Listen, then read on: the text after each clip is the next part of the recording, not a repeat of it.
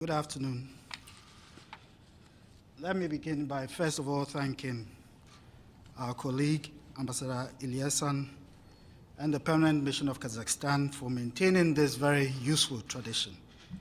Also, I'd like to thank the President of the Council for the month of January for joining us and introducing us, and also for accommodating this program. I take this opportunity to also acknowledge the contributions over the past 2 years of the 5 outgone members of the Council: Estonia, Niger, St. Vincent and the Grenadines, Tunisia, and Vietnam, particularly their contributions towards the maintenance of international peace and security. As Ghana formally takes her seat on the Council, 15 years after we last served on this important UN organ, we are expectedly excited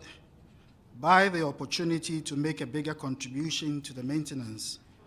of international peace and security, and honored by the confidence that member states of the United Nations have reposed in us. In this regard, let me convey on behalf of my head of state, Nana Addo Dankwa Akufo-Addo, as well as my Minister for Foreign Affairs and Regional Integration, Shirley Ayorkor-Botchwey,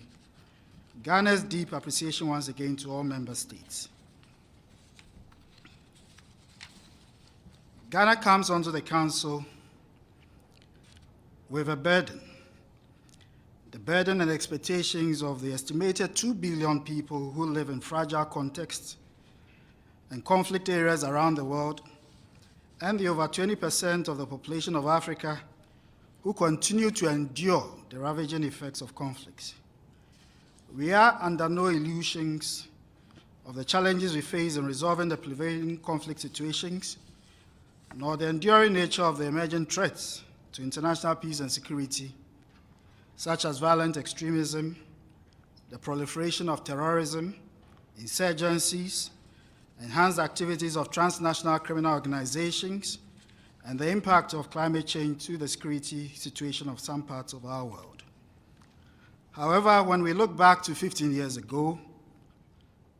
there were files on the agenda of the Council that today have been resolved, such as those in Liberia, Sierra Leone, and Côte d'Ivoire. We are therefore hopeful that working together with all the members of the Council, we can successfully resolve the many issues that continue to linger on the agenda and redeem for the peoples of the world the promise of the Charter for a Peaceful and Secure World. During our tenure on the Council, therefore, we hope that we will be able to obtain the cooperation of other members to look at enhanced approaches and instruments for dealing with some of these conflict situations, leveraging the flexibility of the Charter's expectation for cooperation with regional arrangements